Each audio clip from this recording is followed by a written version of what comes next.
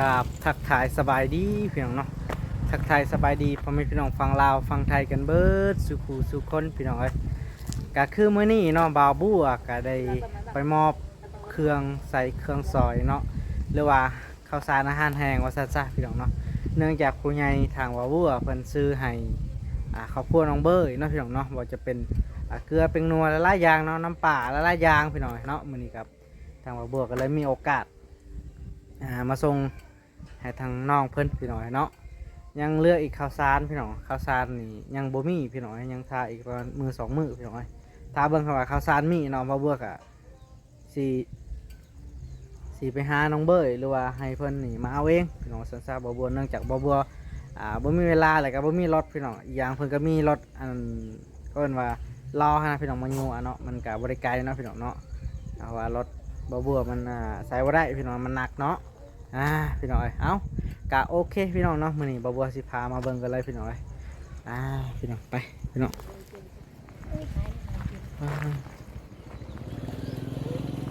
วันนี้ก็พาลูกชายเนาะมามอบเครื่องให้สบายดีไหมเด้อสบายดีไปดีดู สบายดีไหม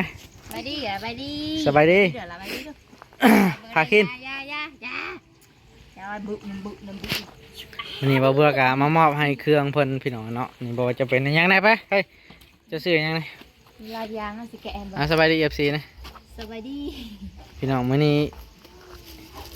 ซื้อสัมภาระหรือว่าอาหารแห้งพี่น้องเนาะเครื่องใส่ของซอยพี่น้องเนาะมื้อนี้พวกล้างสวยล้างจานอะไรพวกปลาแดกสบู่นมให้ FC เบิ่งเนาะพี่น้องเอ้ยพวกล้างถ้วยล้างจานก็เอาไว้ในคือบ่เอาไว้ในเถิงเลย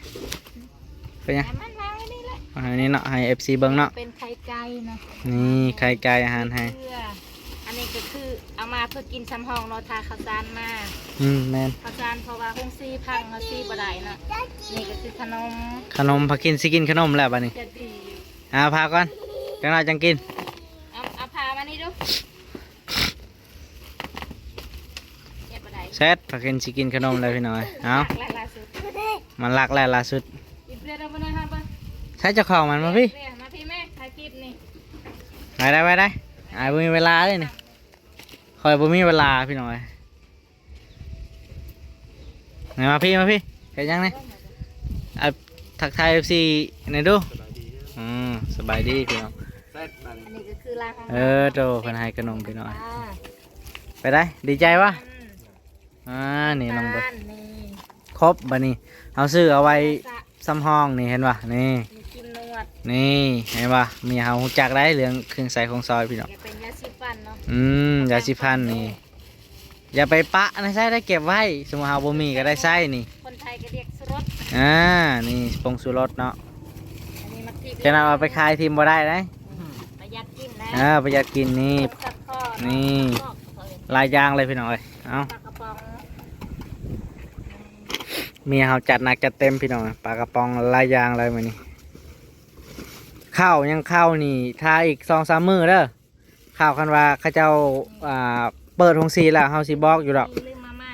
สิบอกแล้วเฮาสิซื้อให้แล้วก็ให้ซุมโตเอามื้อเองเพราะว่าเฮามันบ่มีเวลาเลยเด้มาม่า2กล่องพริกโลนึงเกลือโลนึงแตงโมโลนึงเอาเบอร์มานั่งอยู่พี่ดินั่งใกล้ๆกับตัวนี้เฮาสิถ่ายเฮ็ดปกคลิปดูอันนี้ก็คือนี่โอ้เอาเรียนไหมลายยางเลยพี่น้อยเนาะวันนี้มาพากแบบรัวๆเลยพี่น้อยลายเติบได้พี่น้องซื้อแบบจุกๆเนาะพี่น้องมันนี่นี่ลูกชายบัวครับนี่เอาเบยมานั่งทางพาขินทางนั้นมันจังเห็นหน้าปกไว้นั่งมันจังเห็นหน้าปกนะเยี่ยมนั่งใกล้ๆกับพาขินเนาะนั่งเลยโอเคมันจังเห็นหน้าปกโอเคแล้วมาสิเห็นหน้าปกไว้ทางไหนทางหน้าก็ได้โอเคไว้ทางนี้นั่นนึงมันบ่เห็นเลยอันนี้โอเคมันยังเห็นหน้าปกนี่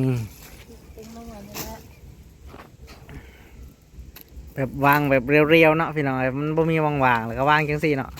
ให้พ่อพี่น้อง FC ได้เห็นเนาะ ยังเหลือข้าวใช้ข้าวสารเด้ข้าวสาร5 โลเนาะบ่บัวซื้อไว้เนาะ กินซ้ำห้องพาเขาไม่ กินสำห้องทาเข้ามาก่อนเนาะองสีมันยังพังถ้าอีกจัก3-4 มื้ออะไรยังบ่เบิดดอกอันนี้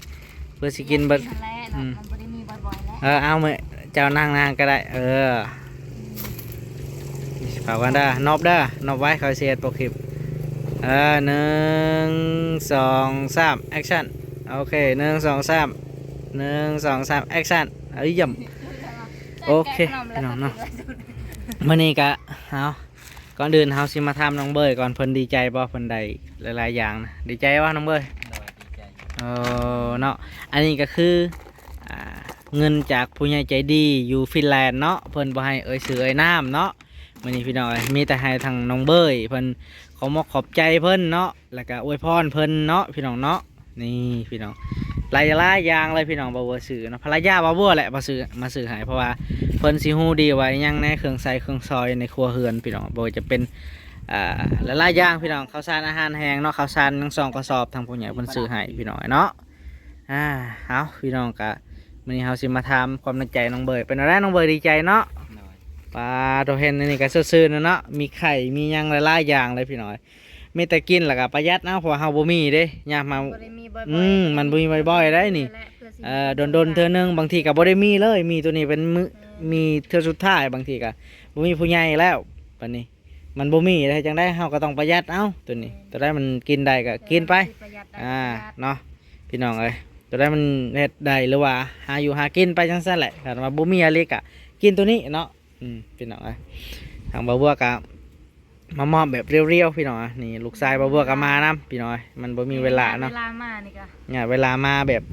ค่ำๆพี่น้องเพราะว่าบ่าวบัวกับช่วงนี้บ่ค่อยมีเวลาเอาสั้นๆพี่น้องเอ้ยเพราะว่าอยู่คนเดียวเนาะพี่น้องเนาะเอาพี่น้องเนาะก่อนอื่นก็ขอให้น้องเบยเพิ่นอวยพรก่อนเนาะอวยพรทางผู้ใหญ่ใจดี โดยขอบคุณเด้อ ไป ขอบคุณเด้อแม่เด้อเจ้าคือซื้อให้ ข้าวสารอาหารแห้งอาหารการกินเนาะ ขอให้เจ้าความเจ็บอย่าได้ความใครอย่ามีเด้อขอให้เจ้ามีแต่ความสุขความเจริญเด้อแม่เด้อ ขอให้เจ้า ทานให้คอยสำนีขอให้เจ้าได้กลับคืนมา100 เท่าพันเท่าเลยเด้อ สาธุพี่น้องเอ้ยมื้อนี้เนาะพี่น้องมามอบให้เรียบร้อยพี่น้องเนาะ กินเองเลย หลายอย่างเลยพี่น้องเอ้ยคิดว่าเคยกินอยู่บ่เคยกินอยู่บ่พวกนี้บ่เคยกินเนาะพี่น้องไอ้ยังอ่ะนะฮะน้ำยาป่ะตัวนั้นฮะ น้ำยาล้างห้องน้ำ โอ้น้ำยา แล้ว ล้า ก็ ง มีน้ำยาล้างถ้วย ยาล้าง น้ำมัน ตัว น้ำปลาสบู่ มียาสีฟันสบู่แพบอันผงซักฟอกบ่เขาเอิ้นมีนมมีผงชูรสมีปลาร้ามีเกลือ นี่นม มีพริกมี พริก น้ำตาล มีปลากระป๋องมีข้าวนมมีข้าวสาร ม มีหลายอย่างมีมาม่ามีไข่ด้วย มีใครด้วยเนาะพี่น้องเอ้ยบ่บวกกะก่อนอื่นบ่บวกกะสิขอบใจทางผู้ใหญ่ใจดีเด้อเนาะที่ไว้วางใจบ่บัวให้เป็นสะพานบุญเนาะจังใดก็ขอบคุณหลายๆเด้อขอให้แม่เพิ่นอยู่ดีมีแห้งเด้อเนาะความเจ็บอย่าให้ได้ความใครอย่าให้มีเนาะปรารถนาสิ่งใดก็ขอให้สมหวังทุกประการเนาะไปทางใดก็ขอให้ตลอดปลอดภัยเด้อแม่เนาะพี่น้องเนาะที่ไว้วางใจบ่าวบัวเนาะพี่น้องให้บ่าวบัวมันเป็นสะพานบุญให้ยังเหลือแต่ข้าวสารละวันนี้พี่น้องข้าวสาร2 กระสอบเนาะแต่ก็ต้องท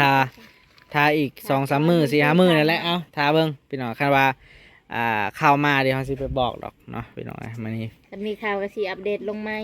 คันมีข่าวก็สิมาอัปเดตลงใหม่พี่น้องเนาะก็สิประมาณนั้นพ่อพี่น้องมื้อนี้ก็มาอัปเดตข่าวๆให้น้องเบยพี่น้องใช้ภรรยาจ้ะเฮ็ดเยอะ เฮ็ดกิน เฮ็ดกินบ่พี่น้องเอ้ย เพิ่นมีเครียดได้มื้อนี้ได้ เพิ่นมีเขียดพี่น้องมีครบแล้วบัดนี้เนาะบ่จะเป็นเกลือเป็นนัวบัดนี้ครบวงจรเลยพ่อพี่น้องเอ้ยนี่ครบพี่น้องเดียวสิถ่ายให้เบิ่งพี่น้องบ่ฮอด10 นาทีซ้ำถ่ายแบบเรียวๆพี่น้องมื้อนี้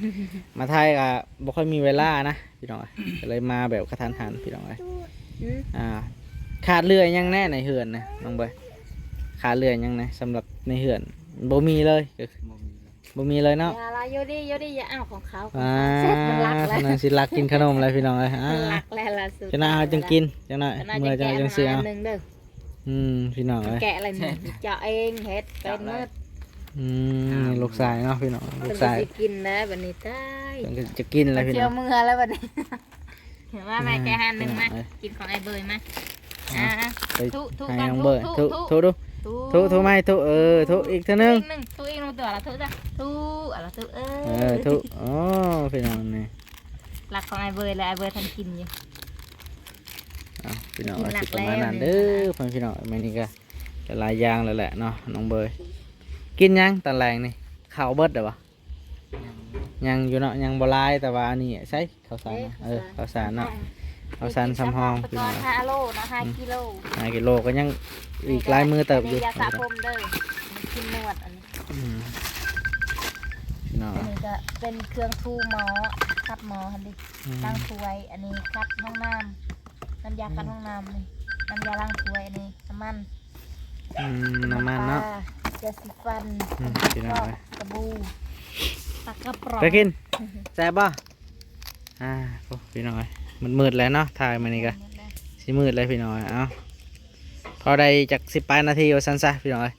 เอาเก็บไว้ปะนี่ เจ็บไหม สำเร็จเลยพี่น้อยเก็บไว้ในเฮือดปะนี่กินยาประหยัด กินหยังกับประหยัดได้จังนะว่าไป แกคนนั้นพอดีบ่ได้บ่ได้ ไปขาย ได้ให้กินไหมทานมายังดีบ่ได้ให้ขายให้กินนั่นนี่เพิ่นมีต้นซุ้มซานนะคะจันเพิ่นบ่ได้ให้ได้ แมนเพื่อสิได้นี่กับบัวกับดินร่นพอแห้งพี่น้องถ่ายคลิปลงกันย้อนไอ้ต้นสงสารนั่นแหละเนาะน้องเพิ่นมาหาบ่มีข้าวกินนั่นนี่ก็มาจักซีเฮ็ดจังไดเนาะพี่น้องก็มีแต่ ตังมุเวลาปะหลักได้ ก็โอเคพี่น้องเนาะสำหรับคลิปนี้บ่าวบัวก็สิได้ปิดคลิปไว้เพียงสำนี้ก่อนพี่น้องเนาะก่อนอื่นก็อย่าลืมฝากกดไลค์กดติดตามให้บ่าวบัวในเด้อพี่น้องเอ้ยเพื่อเป็นกำลังใจให้บ่าวบัวเฮ็ดคลิปต่อๆไปพี่น้องเอ้ยเอาสำหรับคลิปนี้บ่าวบัวก็สิขอกล่าวคำว่าสบายดีพี่น้องเนาะบ๊ายบาย